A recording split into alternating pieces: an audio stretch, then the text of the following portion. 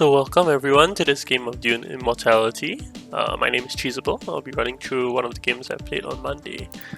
This game actually was very fun. The banter was good, everyone was in good spirits, just had fun, just chatting and playing. Some interesting things to note about this game was Driezo actually was supposed to play, but Lex also thought that he clicked the LFG, but he didn't. But Driezo said, sure, I'll just watch and then y'all can play. So Driezo sat in the black seat, and because of that, he kind of used the voice on all of us, and I think all of us kind of listened to some of his input, and it led to some interesting moments. So one thing I realized is that I'm not very good at talking and playing fast. I can do like one or the other, but not both. And this game, everyone plays very fast at the start. I feel a bit pressurized. And so actually I play my dagger first because I want to buy Pyther. I think that's my thought. I'm like, okay, I can play these cards, I can get to 5. But I didn't count that I actually have to play another card. So actually I'm like, okay, I actually do need to play another card. On hindsight, what I should have done is I should have played the Dune Desert Planet to go to Smuggle and just forgo this dagger and just eventually use reconnaissance to go to the city space. I ended up getting 2 spies for the first combat by 1 troop, which is a very good price actually. I think I consider it a win in my books. It's like as though I win the combat because I pay so little and get so much. One thing that happens is that the next combat that flips around is something that I really, really like. It gives you either a victory point or Solari. Both are good. So I think that's the reason why I end up going for still suits.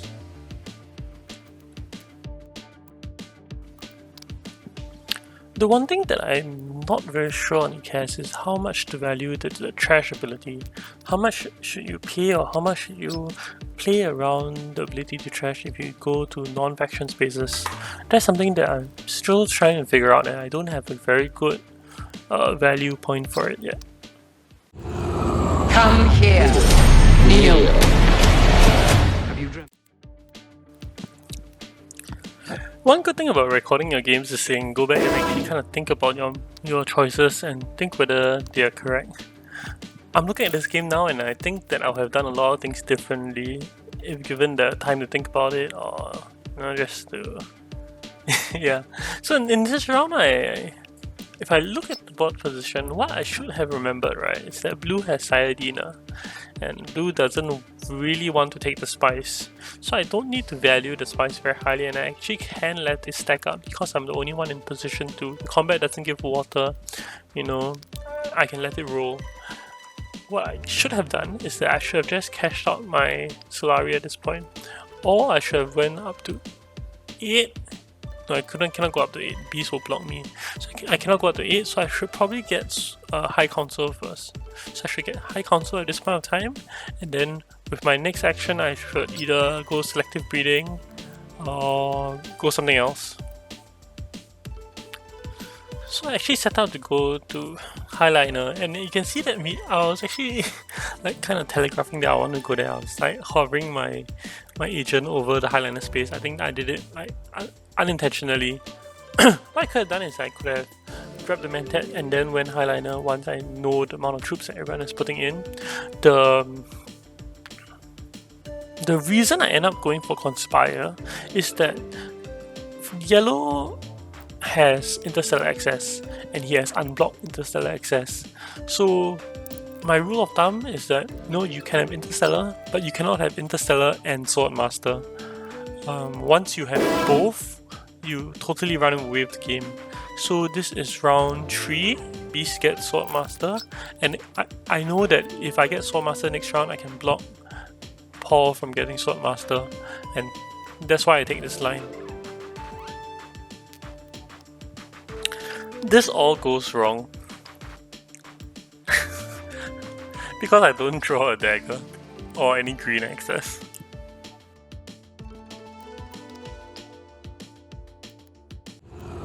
Come here, kneel. Have you dreamt? Driezo convinces me on Selective Breeding. Actually no, I probably would have went there already. So one thing about Reverend Mother is that you don't really have too many places to go. Based on how my water setup is, I have less places to go. I'll have an selective breeding either way. One thing to note about this game is that if I didn't buy Interstellar Conspiracy, I probably would have bought 2 liaisons. A lot of this game you realize that I don't have Fremen Bond, and it hurts me quite a fair bit.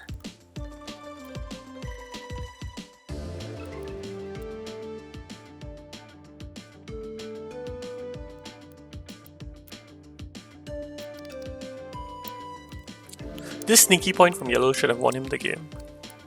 He sneaks 1 troop in with Mips and gets 3 swords and just pushes out Beast by a bit. Beast has no intrigues and he wins the point so easily. Yeah, so similar to Gumdopter, that's why this card is strong. I don't think anyone really plays around this game. I think I get hurt by quite a fair bit. I think Driezo kind of scolds me for not putting in more troops at the start, but I think I was the first person to act this round, and I don't like to set the bar for combat. I think that if I put in multiple troops, what Beast would have done, Beast would just come in and outbid me. Yeah. So that's why I put in 1 troop.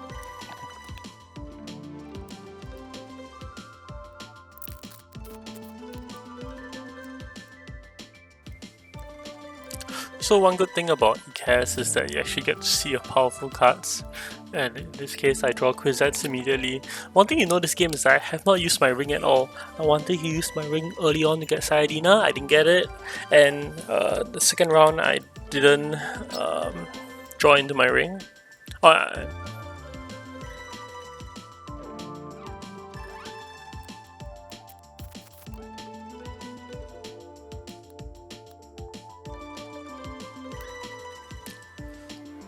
Throne Delegates is a good card, and I used my ring intentionally to get it at this point.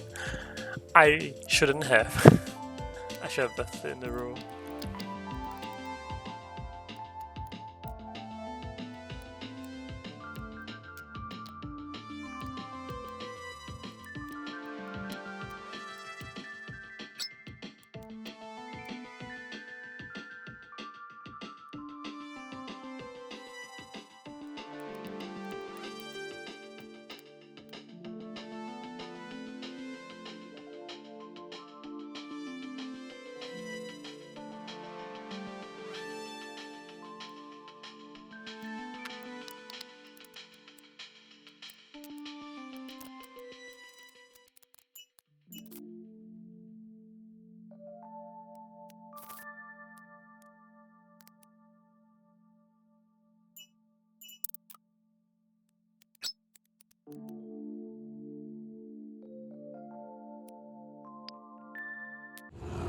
Come here. Kneel. Have you dreamt? So after getting Throne Delegates, I double down on full space. The reasoning is that I have 2 ways of infiltrating this interstellar shipping spot. I think it's pretty good. On hindsight, I think I should have thought about this turn a little bit more. I'm not sure whether anything else would have been better, but all I know is that when Driezo said it, and I kind of had that idea in my head, I just like, okay, sure, that I thought it was a good idea. He suggested it. Let's just do it.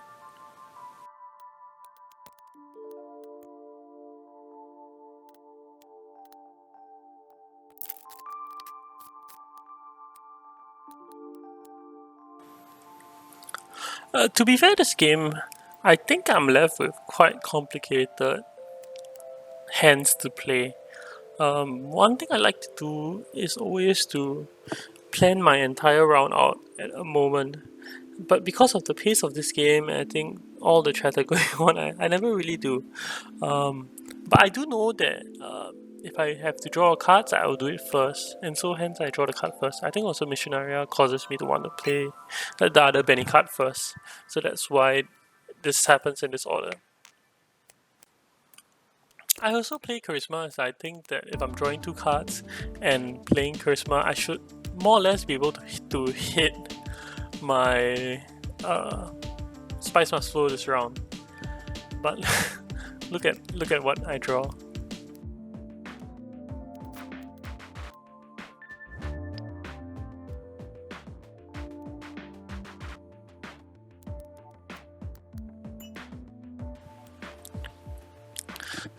So given my hand, I currently have 9 persuasion. I have to draw, right? I have to draw and I guess use the mission area, right? It gives me a bump. Looks so good, right? I can just draw a card, you know, I can get the 9. But 7. Not Vernius. enough. What is this game? What is this Not game? enough. So that has worked out horribly.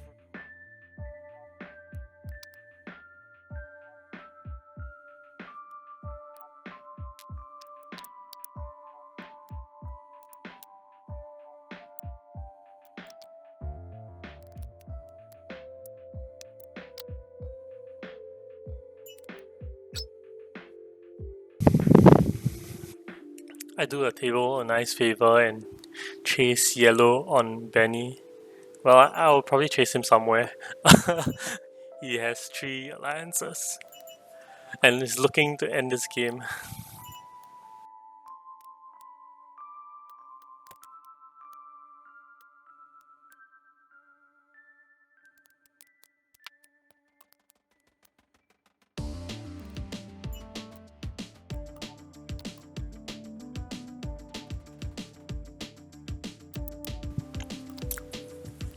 With 7 to buy, I end up using my atomics to get the Gurney. So this round should have went a whole lot differently.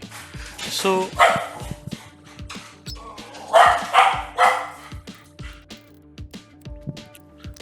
one full space in your good is pretty decent. 2 full space in your deck, you often end up in this situation. You draw into your second full space.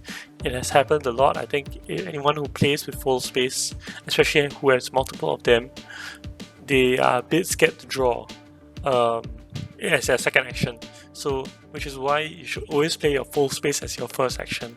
In this case, I didn't have the option to because I drew into the full space, and hence when I played the second full space, no, when I played the first full space on my third action, I drew into it, and it was a dead card.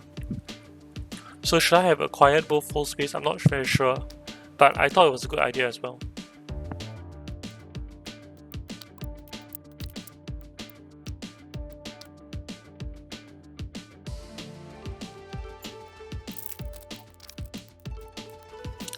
So I go for selective breeding here. The reason is that I have to protect this spot as Paul has in the shadows now.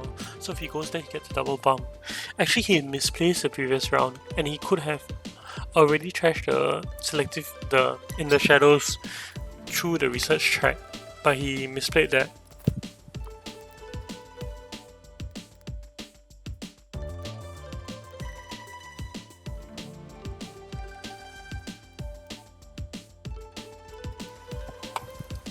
So the moment when someone starts to chase you on an alliance track, everyone starts to race to the top.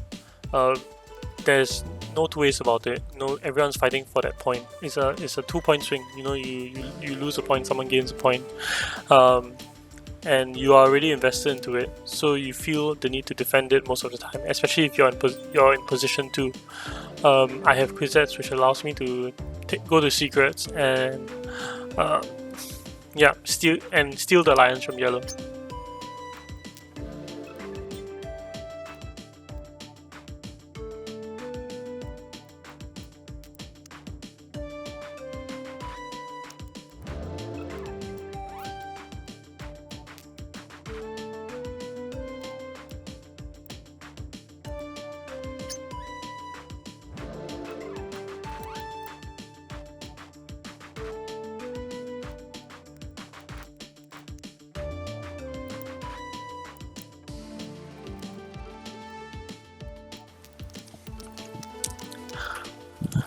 So sometimes you have some good cards and you kind of just play the best.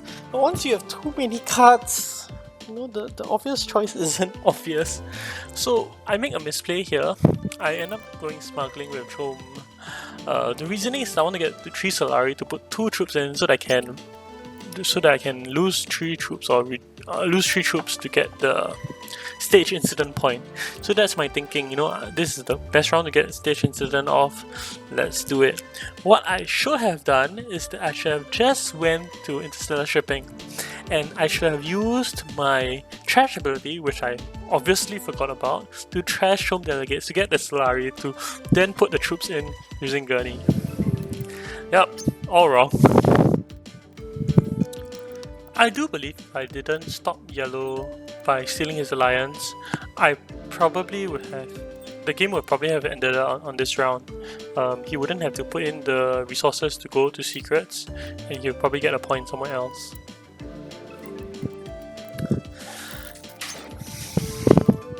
So Memo Quarters reveals itself, and it is most likely a point for me and Yellow. So I choose to grab it by going to Tech Negotiators. I think that's the only way I can grab it. The issue with this... There's no issue with it. I just think to myself, this would be so much easier if I could just go to Interstellar Shipping and grab this tech for free.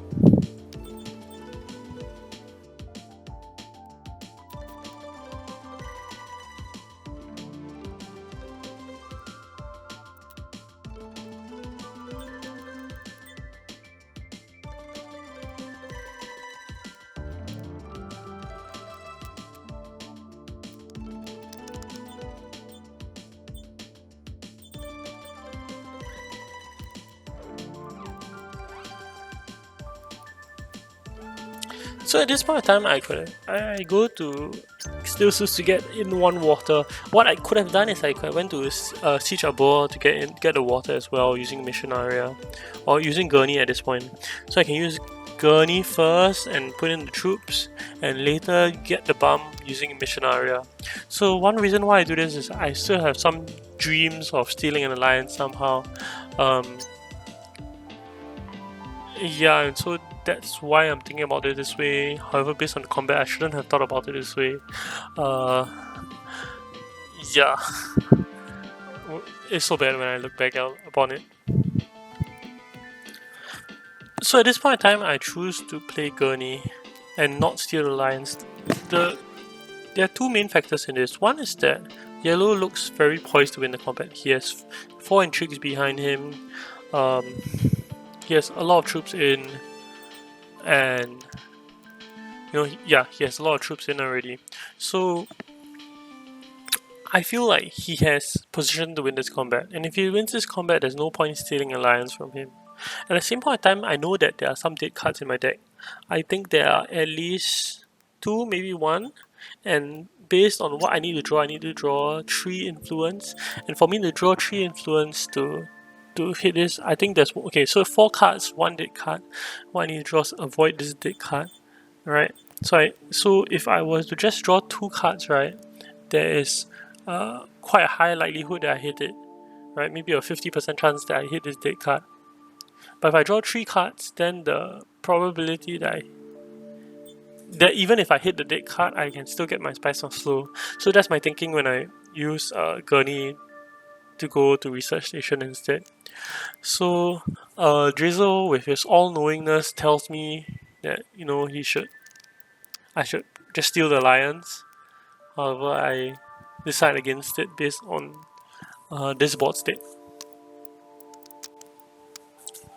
So I hit 9 on the dot. If I didn't use Gurney, I would have not got there. However, because also we are all trying to win, I think Mission Area would have been the high risk, high play, go for the win type of play. Yeah. So I think because of how much I spent this game looking at Paul, I did not take a look at the Beast this game. So I didn't realize that he was in position to highliner, and with the intrigue he has, he can put in a Dreadnought, and he already has detonation devices, and yeah, he suddenly is in position to steal an Alliance, win the combat. yeah, all things considered, I didn't see this coming, and he played this very well. I think one interesting thing to note about this endgame, right, is that actually green stole a combat intrigue from yellow. It's the one where you have to pay 2 spice for 5 swords. So actually, yellow knows that green has it, and this game would have went differently if yellow did not go to an Imperial Basin to give green the spice due to his flank there. So if he didn't do that, actually yellow and green would tie for combat. Yellow would not lose his Emperor, his spacing alliance. Green will not be able to trash detonation devices, and actually when they tie for first, right, what ends up happening is that yellow would have won the game due to having one more spice than me. So it's just quite interesting end to the game. Overall, it's a fun game, quite exciting. I mean, even though you don't win, like, these are the type of games you enjoy, and I hope to have more of them. And I wish that I had the audio record of this game. It was so fun. I hope to be able to set up OBS now for my tournament game tomorrow. Hopefully, you'll have the game chat and all the banter in the future. Hope you enjoyed this video.